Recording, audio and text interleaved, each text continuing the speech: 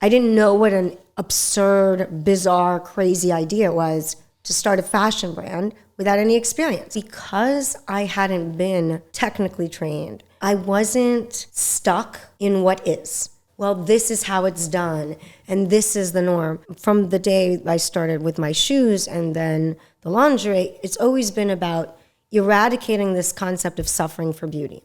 And when I first started saying the word comfort, we're talking 2016, people in the media told me, don't use the word comfortable. It's a dirty word in the fashion industry. Well, look how far we've come. It's not a dirty word anymore.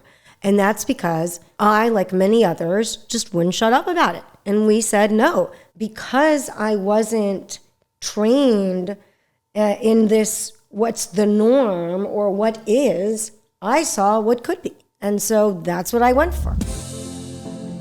What is this, like a jumpsuit? It's so cute. Thank you. Coming from you, that's actually a big compliment. I'm obsessed with jumpsuits. I'm obsessed with them too. It's easy. Easy. I have no patience. I have none. No patience at all. But I thought you were like a fashion diva. I am, but I'm fast. I'm fast fashion. You know, I know what I like. And I do it, and I tend to skew towards comfortable, always. If I'm not comfortable, I'm not wearing it. Who made that? This is Bottega. It's really cute on you. Thank you. It's really cute. And it's short. You dress like a 14-year-old. Well, you look like a 14-year-old, I've got to say. I'll take it. You do. Doesn't she? I hope a whole bunch of guys think so. I mean, I know. They do. I'm sure they do.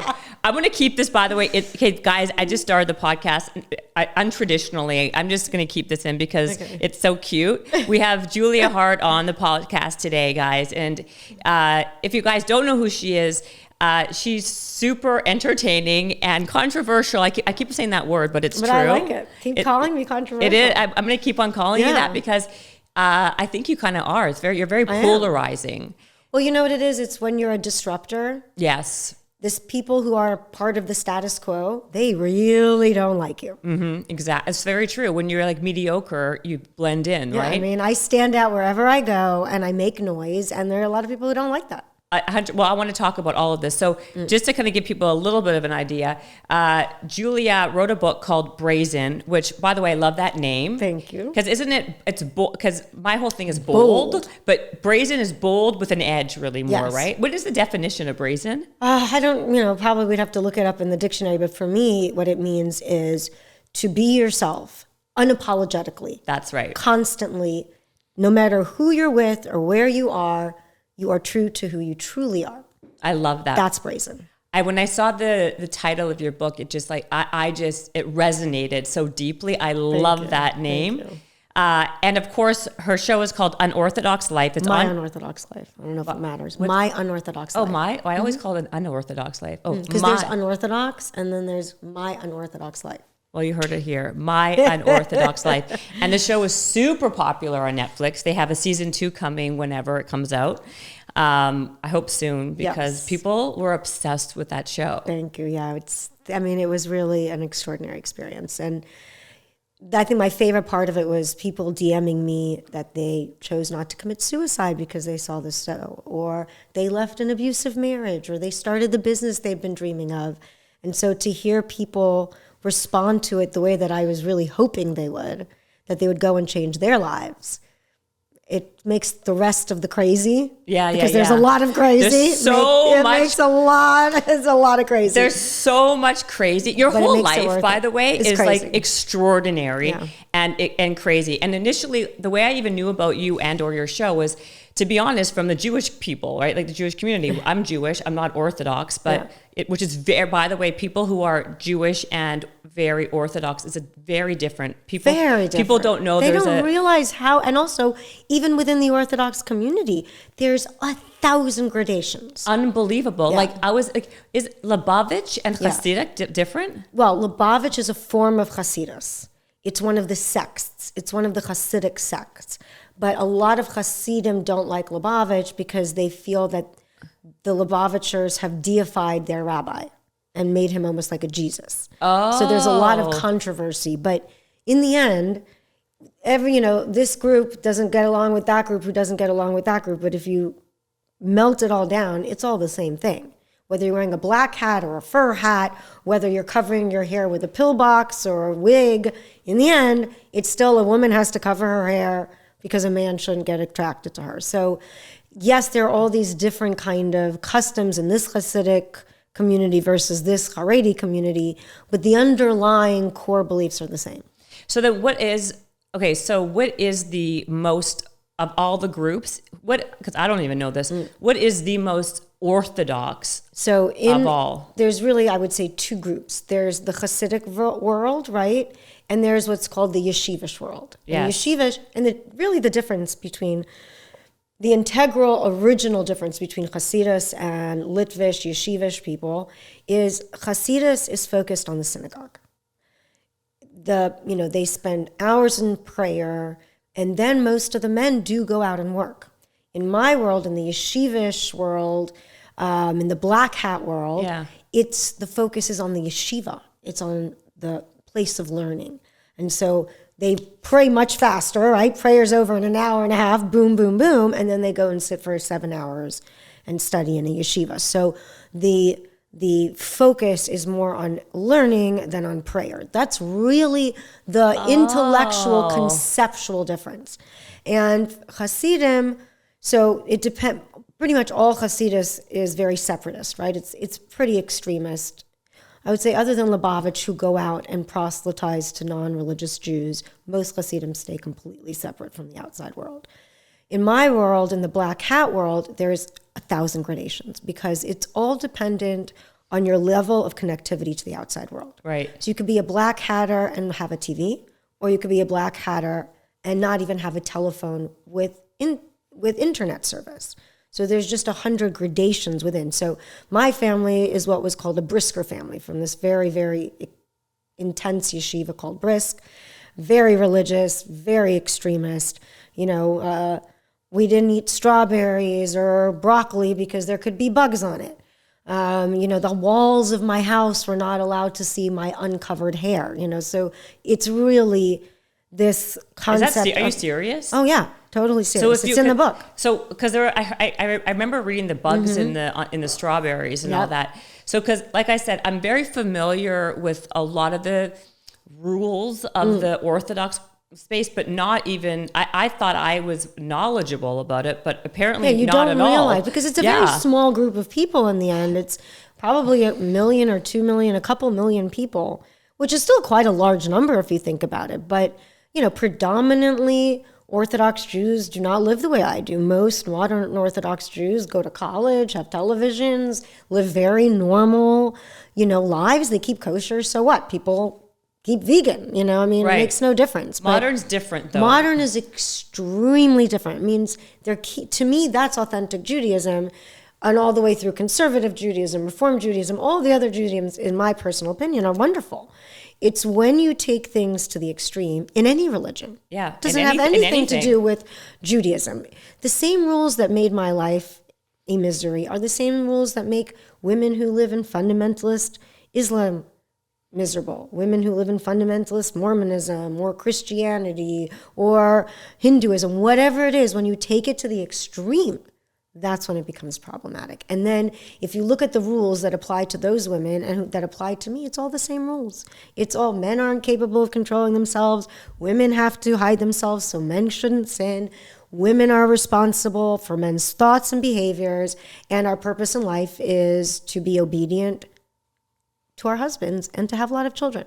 That's the world I come from. And you see that in all kinds of fundamentalist communities. So in your book, you said something that I never knew, which I thought was interesting.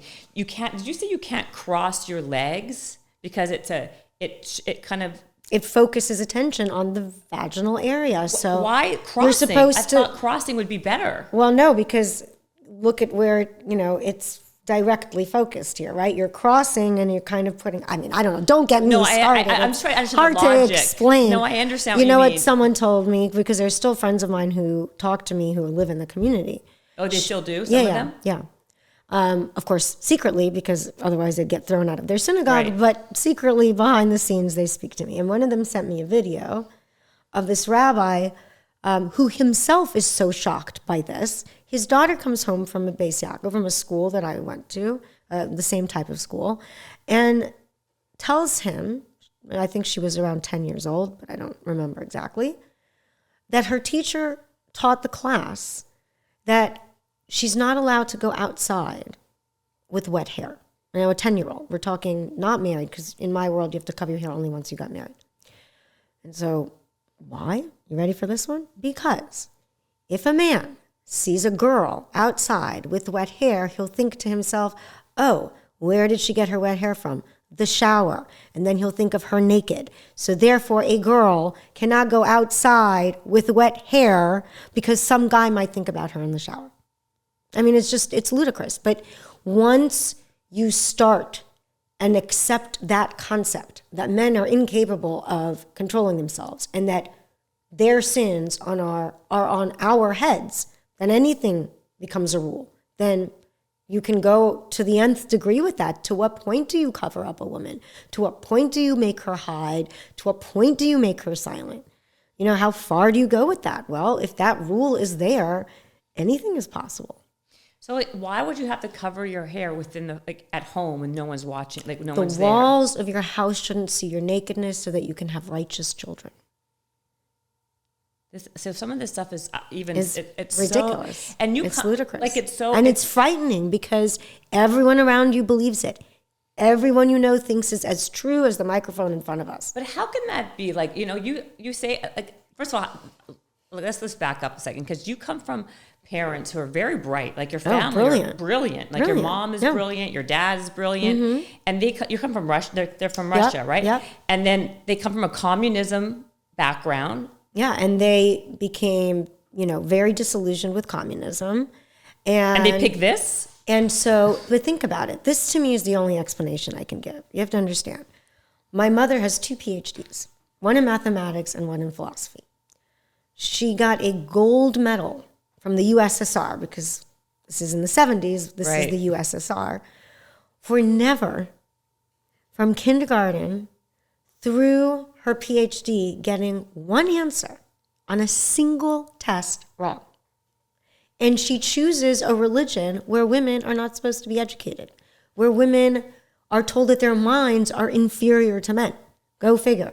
But if you think about it, she was brought up in a world where she was taught that you have to suffer for an ism. You have to be a martyr to a cause. And when communism betrayed my parents, and there was so much anti-Semitism there, and they started learning about Judaism under the table, and my father gets arrested, and eventually we get traded for grain and brought to this country. For them, these 2 young idealistic people, they just replaced one ism, communism, with another ism, Judaism. Right. And so they chose the most intense version that would be the most difficult and that my mother could be martyred upon. And she was, this is a woman who could have done anything and been anything. She's literally, to this day now, I've met, hundreds of thousands of people. Yeah. To this day, she's still the most brilliant person I've ever met in my life. And what do you, when you ask her now, is she... Well, she doesn't talk to me now. I was going to say, she hasn't spoken to me. She still doesn't speak. No. So did they just write you off? Yep. And they have not spoken to you since? That's correct. So how does that, emotionally, how do you deal with that? It's funny because I understand it. There's just no anger in my heart because think about it. Look how I live my life, right? Indoctrination is an extremely powerful thing. In their mind, they have been so indoctrinated with this concept that to be friends with me, to speak to me, could endanger their soul, their children's soul. I am like the physical embodiment of sin, right? I left the community, I left the derech, I left the path. And so to them, I'm dangerous. And not only did I leave, but I left and succeeded. Yeah, that's even worse because you're supposed to leave and fail and die and commit suicide or go on drugs or do something because it's really an impossible journey to time travel 200 years into current world. Yeah. So they don't like success stories because success stories means you can leave. It is possible. Difficult, almost unimaginably so, but doable. But don't they look and question it a little bit given your success afterwards? Well, religion, it's you can't logic someone out of it. There's no and logic. Think about it. There's no logic.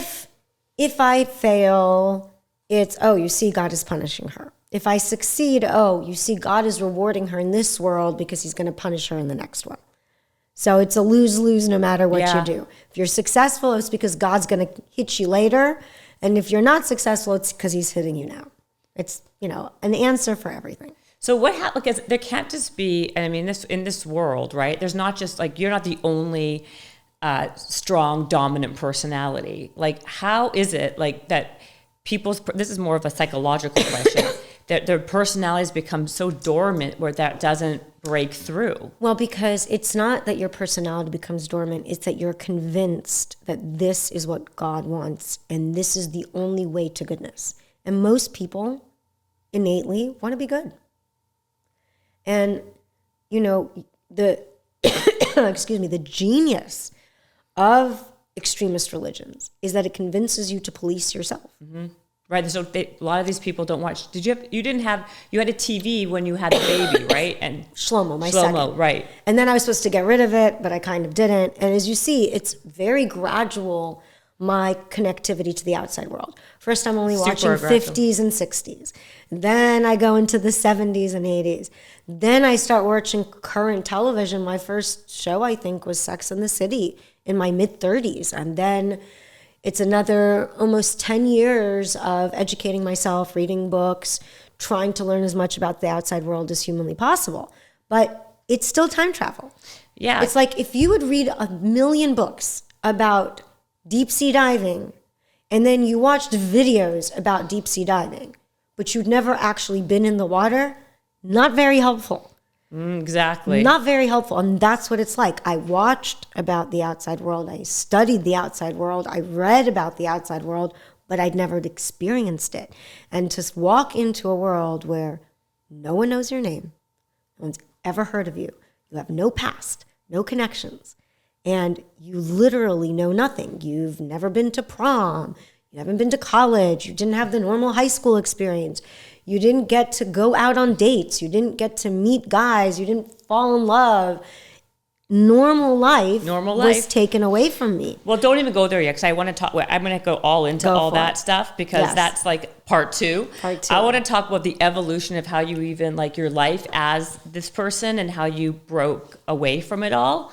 But I wanted to talk about a couple of things that I was like completely shocked at. Go for it. That you like nursed your brother while you were nursing your daughter. That's right. Because in my world, birth control is not a thing, right? Right. So, I mean, do people take birth control? Yes. As you read in the book, there's all sorts of rules and regulations around it. But it is very frowned upon, extremely frowned upon. And you're literally guilted to death if you try it. So my mother and I were pregnant at the same time. My youngest brother is 6 months younger than my eldest daughter. And we had the same OBGYN and delivered in the same hospital. And my mother was not able to nurse any of her children. She just didn't have the, not everyone has that capability. And so when Batsheva was born, I was like a milk farm. I donated milk. I mean, it just didn't stop. You know? I literally could have nursed 17 more children. And so my mom was like, oh, well, you're already nursing Batsheva. And my brother's name is Shlomo. So I have a son Shlomo and a brother Shlomo, named after two separate Shlomos, actually. But my brother Shlomo, she's like, well, can't you nurse him? So I was like, okay. So I nursed my brother Shlomo and my daughter Batsheva at the same time. I think that's, I don't know, I was so... Go figure. I was so blown away about, I don't know why, that was like, what? But like, it is weird. Seems so in crazy. Today's day and age, it's insane. Because don't forget, you get married at 19. And your mother gets married at 19. And your daughter will be married at 19. So at 48, you could be having grandchildren. It's really unbelievable to me. Oh, sorry. At 38, you could be having grandchildren. Technically. Yeah. Yeah. And like, you have no idea about music and no, I mean, again, it depends on your level of connectivity. As you saw, right. I kind of slowly, gradually progressed towards it. But, non-Jewish music, non-Jewish literature, if it's not religious, don't dirty your soul with it. Right. What was the first thing that kind of like inched you into secular life? My daughter Miriam. Because as I got older, all of these restrictions, constantly being told that I'm stupider than men, that I need to be silent, that I should stop asking questions, it weighs on you until the misery just builds and builds and builds. But they had done such a good job indoctrinating me that I was convinced that it's not that the system was flawed, it's that I was flawed, that I couldn't be happy with that system. Right. And then comes around my daughter, and when she's 5 years old, she starts asking all the questions I've been thinking silently without ever giving voice to in my mind. Right. But she was asking that, and she was 5. And no one could convince me that my 5-year-old was evil. So they managed to convince me that I was. Right. But when I hear from the mouth of my 5-year-old child, this isn't logical. And she would ask very simple questions. She would say, I want to play soccer. And my husband would say, well, you have to wear a skirt. And if your skirt runs up and someone will see your knees and it's inappropriate. And she would say, well, what's inappropriate? And he would say, well, a man might see you and have bad thoughts about you. And so it's better for you not to play sports. And so Miriam said, well, is he responsible for my actions? My 5-year-old. And I was like, yeah, wait a minute. Yeah, right. Is he responsible for her actions? And so hearing these things coming out of the mouth of a 5-year-old child, she gave me permission to say, no, it's not that something's wrong with me. It's the laws themselves that are problematic. And so that began me on my journey to secularism. That was the first thing. That was the first thing. I think that's the biggest step in anyone's journey to change anything about their life, is to give yourself permission to acknowledge that something is wrong. That's Right. the first step. And that was like, And that's the most frightening step in a way, because the catalyst for that's that. to say, I'm not happy and I'm going to acknowledge that fact is frightening in the sense that it forces you to face that and then to come to terms with that and then decide what you want to do about it. Well, that problem is when you have that acknowledgement, then you have to do something about it. Exactly. It forces you to say, now what do I do about it? And like, did you speak to anybody about this? Like, did you have a friend you can confide in, like another Not a single girl human being. Nothing. I was so afraid that if I told anyone, they would take away my children.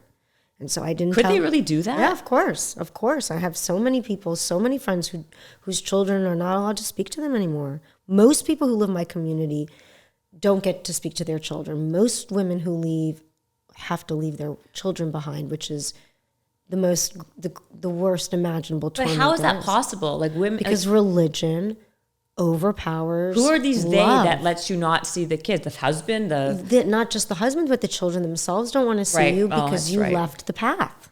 And they're taught, again, that you are the physical embodiment of evil.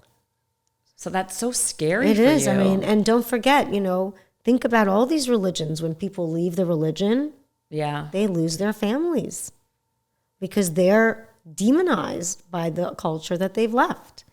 So it's extremely rare. I'm very fortunate that my children came with me, because in most cases that does not happen. never. That's why It's very rare. That's why your story to me is, I mean, it's like fascinating. So then, Thank you. so what's the first thing that happened? So like, walk us through this whole life. Oh, gosh. Walk us through your life, Julia. Oh I my mean, goodness, it's a really long book. You got to buy it's it. so long. By the way, It's only 412 it's pages. a long It's book. not so bad. It's a long Yeah, book. it was though. 1,740 pages when I handed How it in. much? 1,740 pages. Uh, Believe me, there's a lot of stories I didn't tell. Are you I serious? kid you not. Because that was a long book. For like a lot of these Yeah. books, I got to go through a lot of books. I can imagine. And your book was like double the size. Yeah, it's 400 and some odd pages. And there's some like crazy stories in there, like Yes, the sex there are. stuff. Oh, I yeah. thought for a second I was like reading like 50 Shades of Grey. Ooh, Because thank like, you. I wasn't expecting it. Like I was listening to it while I'm working out. No, and all but of a sudden, there's no dominant and submissive. No, in my no, no. life. If anyone's I'm dominant, an it's equal partner. you. Okay, no, are I you- want to equal. I'm an equal partner person. I No, don't want to but- dominate and I don't want to be submissive. No, thank you. It was your book was extremely, I'm open. It was very open. It was super Yes. honest. And did you, by the way, you told a lot of stories even about your business partners and everything else. Are those, I made up all their names. okay, because like, and I changed all the facts about them. I was going to say, was that like defamation Right, lawsuits exactly. will be all well, over you? no, it wouldn't be. Defamation's only if you lie. Oh, that's right. That's true. So it wouldn't be a defamation lawsuit. It was more that I just didn't feel it was necessary to ruin people's lives. So then, okay, so at this time when you had this catalyst with your daughter, what do you do now? Now you've acknowledged it, and then now you start read a lot. I had, as you saw, if you read the book, I'd been reading before, but very differently. Now I started reading with a purpose, to really educate myself, because I knew I had no education. Right. And I knew that if I was going to go into the outside world, basically, so you knew you were going to do that. I knew I wanted to do that. Okay. I didn't know if I ever would have the guts to actually actuate it. Right. But I knew that's what I wanted. That was the goal. That was the goal. Okay. And then, what I realized is... And how old are you there, by the way? I don't mean to... Mid-30s. Mid-30s, okay. Yeah. And so I had Miriam when I was 29 or 30. And so when she was 5, I was around 35 years old. And so, it's like you see these astronauts who prepare for a mission. That's what it felt like. I was preparing for a mission to Mars, to a world I knew nothing about. Right. I was time traveling into a world that I knew nothing of. And so I tried to educate myself. I read Voltaire, Euripides, Cicero, Spinoza, you name it, I have read it, all the classics. How do you have time? Well, first of all, I'm a ridiculous insomniac. I don't sleep. And when I lived in Texas, I learned how to speed read. So I read crazy fast. Like how fast do you read? How fast can you read your own book? I could read my own book probably in an hour and a half. No way. Yeah. Yeah, it's very useful. It comes in handy. So because the difference is it's actually really simple. Anyone can do it. It's learning. Most people read with their mouth. Yeah. As if they're pronouncing the words. But think about what your eye can grasp. Your eye can grasp so much more at such a faster rate than your mouth can say. Yeah. So if you learn to read with your eyes instead of with your lips, your speed is multiplied by 100. I mean, it's not comparable. And are you able to retain the information? Oh, yeah, it's the same. I read like you read. It's just I'm not mouthing the words. I'm looking at them with my eyes. Do you ever listen to Audible books or no? I don't. I'm totally a visual learner. I'm not an audio learner at all. Okay, by the way, I wanted to ask you, what was the day in the life of your old life? What was the day? Like, what time would you wake up? When I was teaching, I was generally nurse my baby, go to school, do the morning prayers with my students, stay in school till around 5, 6 o'clock, do the afternoon prayer, come home, cook dinner, serve dinner, do homework with the kids, put the kids to sleep, prepare the classes for the next day, grade papers, start preparing for Shabbos, which happens every weekend, is basically like making Thanksgiving every weekend. And yeah, that was my life. Work, family, work. Wow, your life is different now, right? Oh, it's very different now. I mean, it's unbelievable. But are you still do you still do Shabbat and stuff like that, by the way? I do Shabbat when Aaron comes. I mean, my version of Shabbat, meaning I have a kosher kitchen in my house, I have kosher pizza oven, I have everything kosher for Aaron. Uh-huh. And I love the concept of Shabbat is so beautiful, family together. I love the food, so I do that now. But I don't observe it. Yeah, you're not observing. I do the meal, I do things more that are cultural and to please my son and to just spend family time together. And I'm very proud to be Jewish. I mean, I'm pretty much out there saying, hi, everyone, I'm a Jew. Right. So you're just talking more about the fundamentalist I'm talking about a very small group. And again, it has nothing to do with Judaism. Yeah. And the biggest proof of it is that those same rules that I have an issue with exist in every fundamentalist culture across the board. Right. Well, this is what I was going to say earlier to you, was that when I heard about you in the show and it was because of the all the Jewish people were like, all my Jewish friends were like, did you see this show? This one? You got to watch this thing. I felt like it was very much like a Jewish centric show, but was I wrong? I mean, it was it was very popular across the board. What's really interesting is it was number 2 in Lebanon. Oh. It was number 2 in New Zealand and Australia. It was number 1 in, I think it was number 1 for a while in Brazil. And so I think because I kept on saying it's not about Judaism. I love being a Jewish person. As you see, if you watched all 9 episodes, you see I show the beauty in Judaism, that there's loving kindness, community, charity, gratitude, all sorts of beautiful traits that really espoused there. It's about certain archaic laws that keep women down that need to go. Right. So, and that's asking for laws to be changed is an act of love, not an act of hate. It's that simple. And if you think about the suffragettes, you know, when the show came out, there was this whole My Orthodox Life thing on Instagram. Mm-hmm. And it was women taking photos of themselves with their children saying how happy they were. And, you know, what is sad about that is twofold. Number one, it's not a happiness contest. Think about when women marched for the right to vote. Was their argument the 24 million women in the United States are all unhappy? No. I guarantee you, out of those 24 million women, 22 of them didn't care whether they had the right to vote or not. They were used to not having the right to vote. They were mothers and wives, and they were perfectly content with their life. But the law was unjust. I see what you're saying. It wasn't a happiness question. It was is this law just? Is it just that a woman can't vote? It is not just. Is it just that a woman can't get a mortgage on her own without a man? Not just. Is it just that she can't get a credit card without a man? Not just. Is it just that a man in my community could beat his wife, throw her out of a window, and she's not allowed to divorce him without his permission? That is not just. I don't care how many people are happy or not happy. Right. The law is unjust, and the law needs to go. And so, you know, when you think about that, you realize, number one, it's not a happiness contest. What I'm trying to do is give your children, your daughters, and their daughters a better life. And I understand that you're content with what you have. But it's not how it should be. Also, I think there's an element of two things I want to say. You don't know what you don't know, right? So exactly. You don't know what it's ignorant. Like you don't know what's out there. You can't. You don't miss what you've never had. Exactly. You don't miss what you've never had. Exactly. And so, you know, I think about people in the 1800s. Were all women miserable? No. I'm sure the predominant amount of women were fine, but they were uneducated. They weren't allowed to live alone.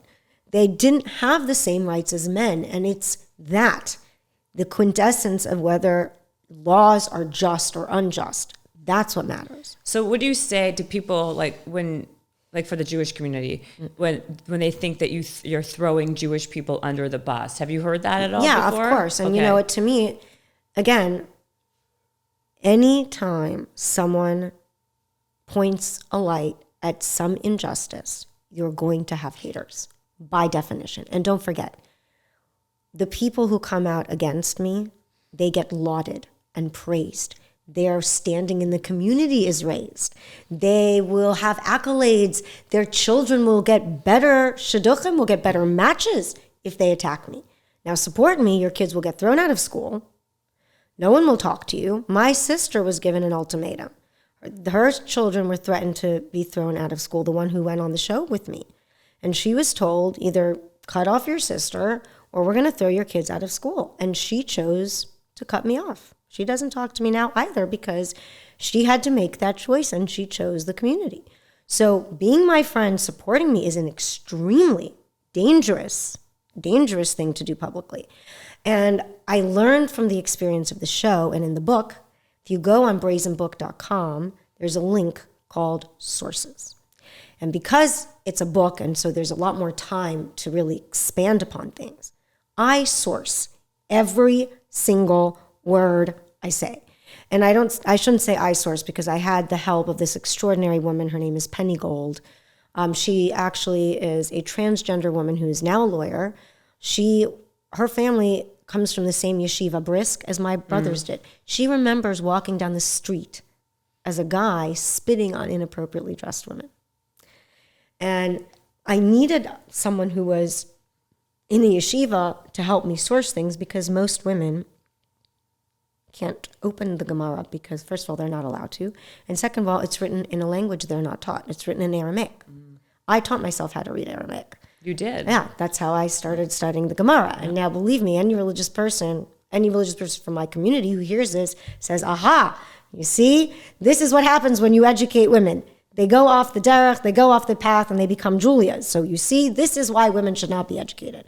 So I'm actually a shining example of why you shouldn't educate women because they turn into Julia Haarts. And so, you know, now in the book, you see there's almost no negative anything. There's no people from the community coming out. It's really hard now because I've proven every word.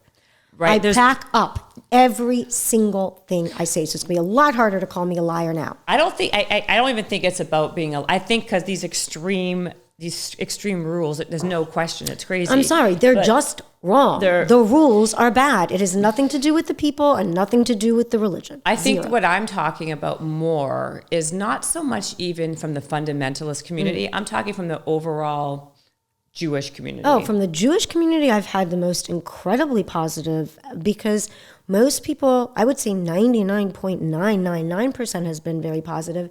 Most people say we never get to see secular Jews portrayed on reality television. Yeah. You don't have a family that is openly, proudly Jewish, who show the beauty of the world, not just that extremist thing. Right. And that is the show. If you actually watch the entire show, you see I show many different kinds of Judaism, and we show how proud we are, and we have a meal in the sukkah. I mean, there's no way you watch that show and think I don't like Jews. It's impossible. So either, a lot of the hate came from my community, or people who watched one episode and decided that I didn't like Jews. But anyone who's watched the entire show has had, anyone secular. I haven't had I can't even think of a singular negative comment from a secular Jewish person I've gotten. Not one. Really? Yeah. Because it's more about, I think also your show aired maybe when a lot of anti-Semitism was at its height. Yeah, I remember that, because when my show aired, there was that whole thing with Israel and the bombings and all of that stuff. Exactly. Yeah. And I think from what I'm sorry, I can't control politics or what crazy people do. There are many things I can control. I can't control all politics, people. I'm sorry. No, of course. But I think the problem was more about the fact that people who aren't educated or knowledgeable or can't decipher the difference. They feel like if you don't know any better, or if you're just an ignoramus. Just watch the whole show. Then you'll be fine. Then you'll be okay. Yeah, so that, or read the book.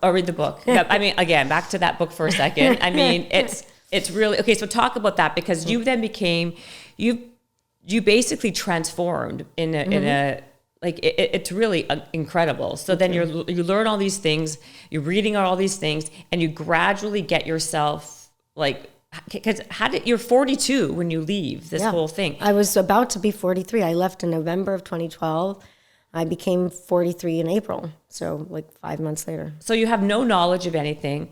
How did you? So actually, you had one job I wanted to ask you about. Your MetLife. Yeah. So I want you to talk about that and how that happened and the lessons you learned from that. I loved working at MetLife. I'll tell you, I have so much gratitude to them, because. And you were still religious. Oh my God. Yes. I looked like a religious nun/librarian/ someone very trustworthy, because I was covered at 100%. I was like an old bubby, Of course you're going to buy insurance from your old bubby. 100%, right? So, it was an incredible experience. The woman who took me on was this lovely woman. I can't remember what I changed her name to in the book, but she had a very Jewish last name, although I found out later she just married a Jewish guy. She wasn't actually Jewish. And she was the first convert I'd met, meaning she had converted first person who was still not religious convert, because of course there's religious converts in my community, but meaning a woman who is not Jewish married to a Jewish guy. And in my world, that's the worst thing there is, because you're killing off the line of Jews and whatever. And then here she is, and she's delightful and lovely. And I was like, wait a minute, those two things don't gel. Right, she's amazing. I love her. But I think the things that I really learned from MetLife are, don't ask. So, one of the greatest, if in the end, everything in life is sales. Whether you're selling yourself, you're selling your vision, you're selling what your company is making. We all spend all day selling. Yeah. That's what we do. That's the foundation. That is the foundation of everything. Yeah. It's just the truth. Of life, actually. Of life, yeah. You got to sell what restaurant you want to go to with your husband or your wife or whatever. Yeah. It's all sales. I agree, 100%. And so learning how, and to me, what does it mean to sell? But why did you get the job in the first place? So it's funny because, that's a really good question too, but I'm going to just backtrack for a second. So who what's her name? Hold on. It just eluded me this very second.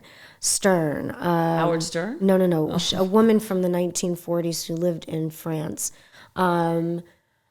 She and her brother, Leo, and oh my goodness, how did I forgot her name? She was a famous collector of art. She's considered the mother of Impressionist art. Dimitri? Guys, Google Stern. No. Bella Stern? No. Leo and I can Google. Gertrude. Okay. Took me a while. Gertrude, okay. Gertrude Stein. Jesus Christ. Oh, okay. Well, then we're okay. Stein. Okay. I am abysmal with names. They are the bane of my existence. But I'm very proud of myself. I remembered it. Okay. That's good. Gertrude You got Stein. it. Gertrude Stein. Okay. So Gertrude Stein and her brother Leo live in Paris. And at the time, the Académie des Beaux-Arts in Paris would not show Impressionist art because it had broken all the rules, right? It was a very different way of capturing light with all these little dots. And so she was the first place that many people were exposed to it because she would put Impressionist art all over her house, Monet, Manet, Degas, and all of the rest. And her house became this like salon intellectuelle. So you would have the Hemingways and all of these like, the intellectuals of that time, they would all come. And someone asked, what is people's reaction when they see Impressionism for the first time? And the line that her brother said to me is the quintessence of all sales. He said, they come to mock, but they stay to pray. And that's sales.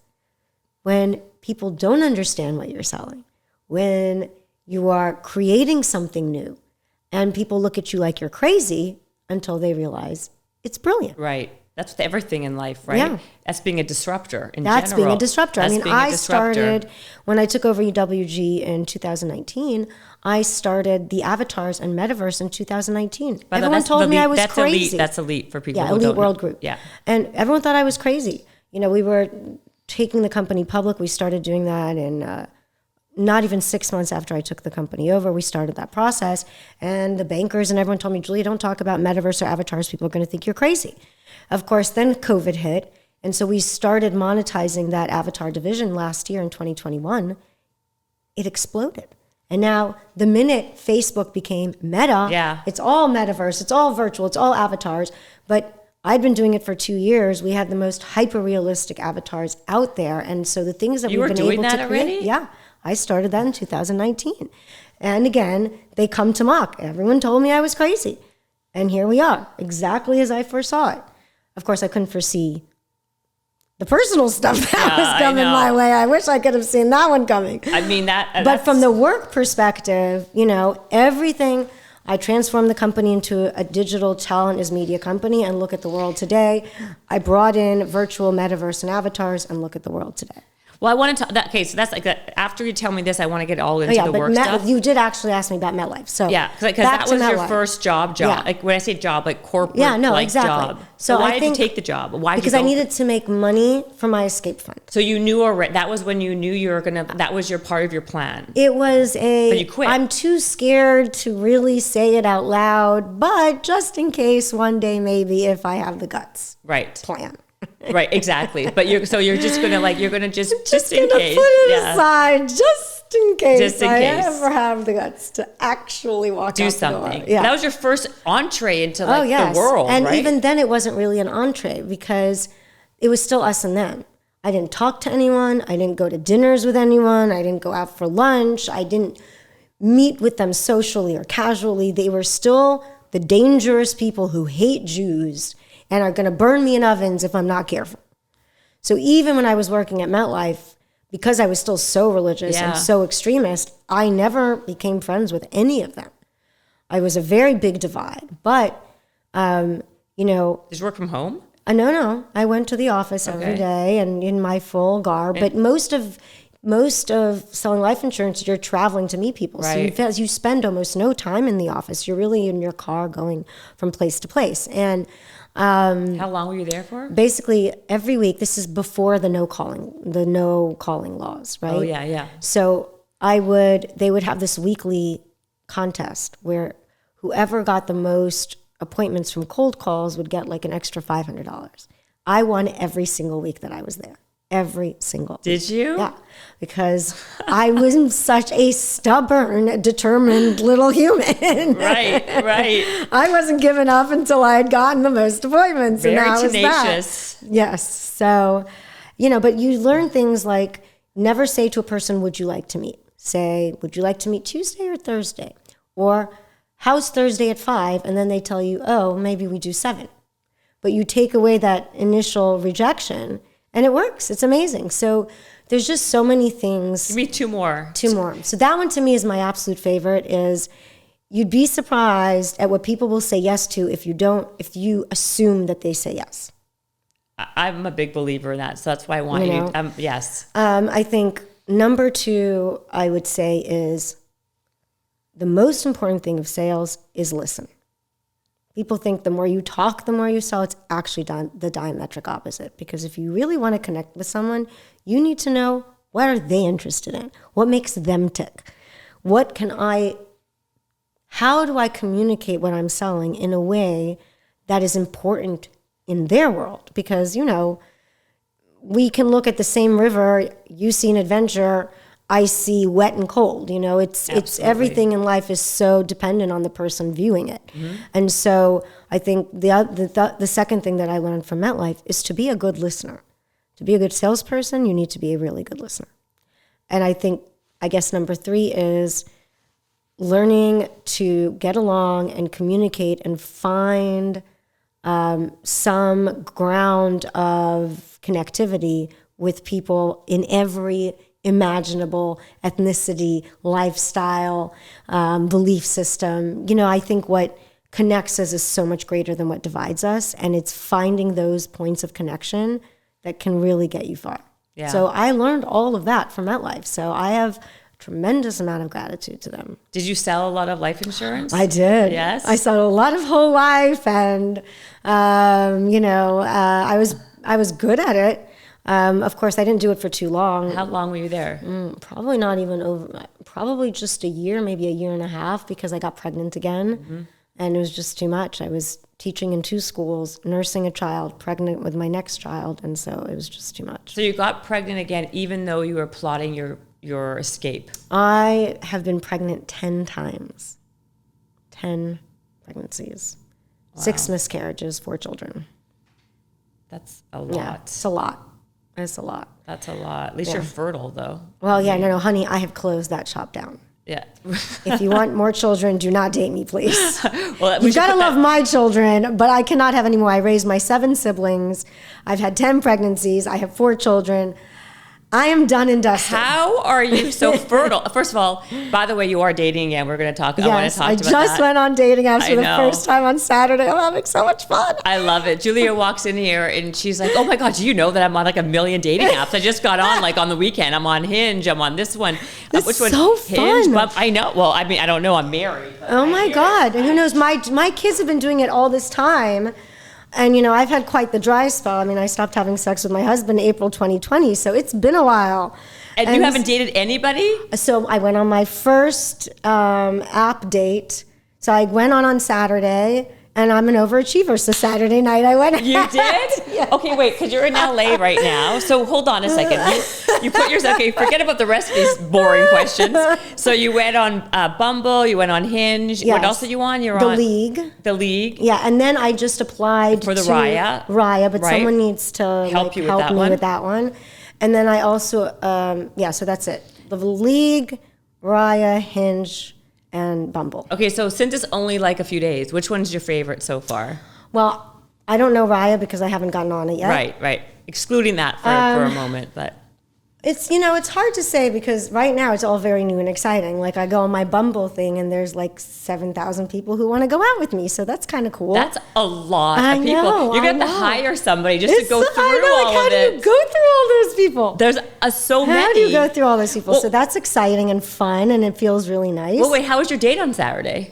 It was very nice. I mean, am I going to see him again? No. Well, who was he? What was his story? I probably shouldn't say. I'll be nice. Okay, call him a different name. But he was 30, And He was 30. 30 or maybe 31. Can we say how old you are? I'm 51. Okay, she's 51, but she looks like she's 21. I love you. No, and I'm not just saying that to be polite. I Thank kid you. you not. And like, you look like a doll. Oh but my goodness, thank you. no, you I'll do. take it. And you went out with the 30-year-old. Yeah. And then was it that he was too old for you? Yeah, I only date 28-year-olds. I was going to say, I mean, to keep up with it's just you. that, it's just not, but very nice. Where'd you go for your date? I have very little time. So because I'm doing all this press for the book and I've got all these interviews and all these other things. So I did it nice and easy, the bar in my hotel.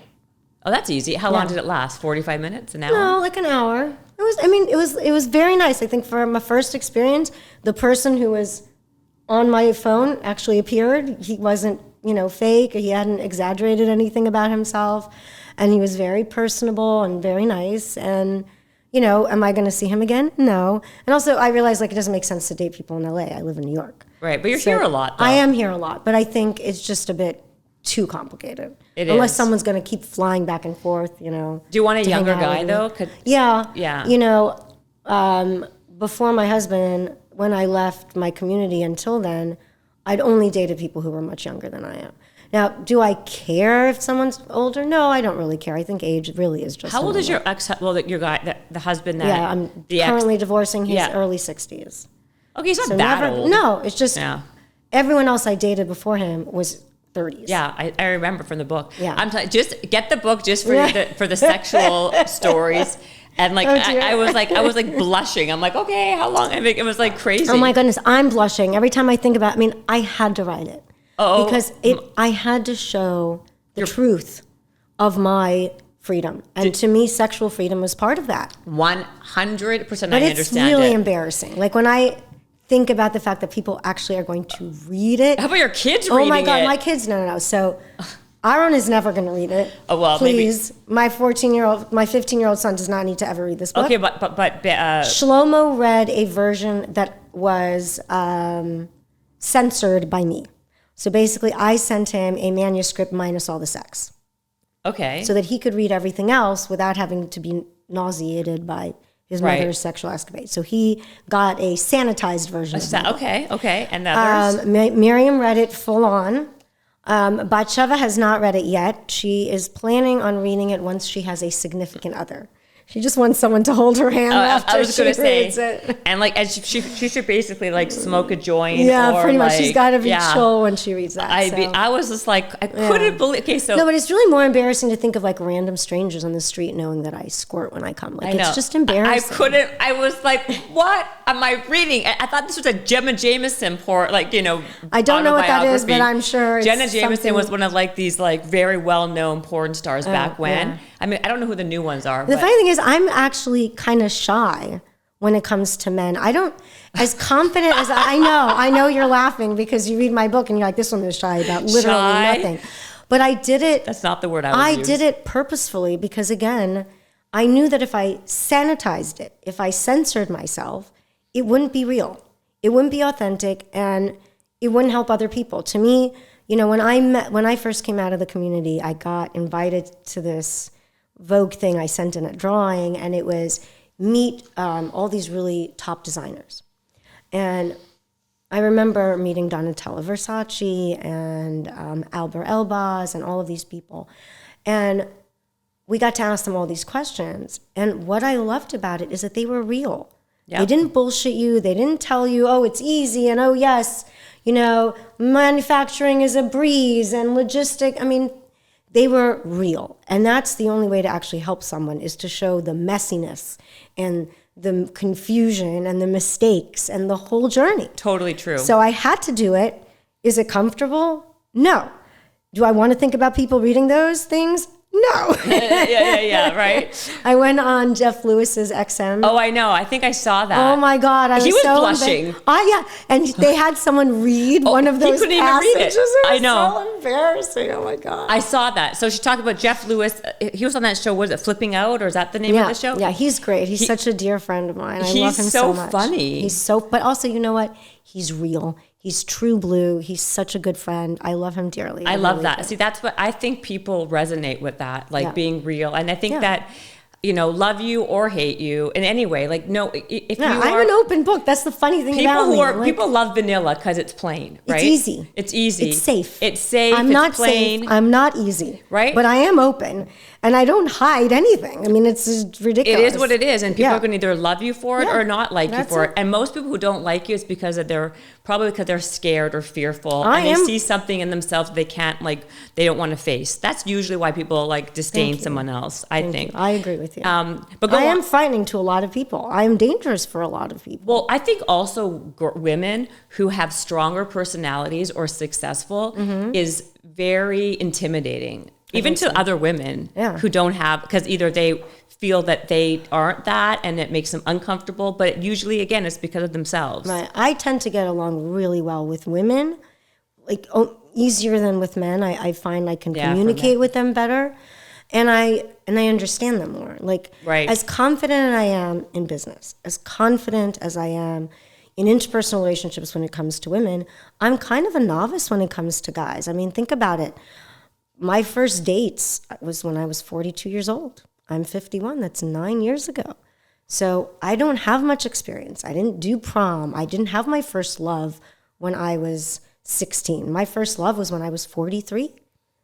That is so crazy. So I have a lot of catching up to do, and clearly I'm a terrible judge of male character. Well, disastrous. I mean, maybe. So I've got a long way to go. Maybe husbands, but I think you've had some pretty nice escapades along the way. Escapades, yes, but that's not a relationship. Have you had any relationship longer than that one night stand, or? Well, I had my one boyfriend before my husband, the guy with the Trevi fountain.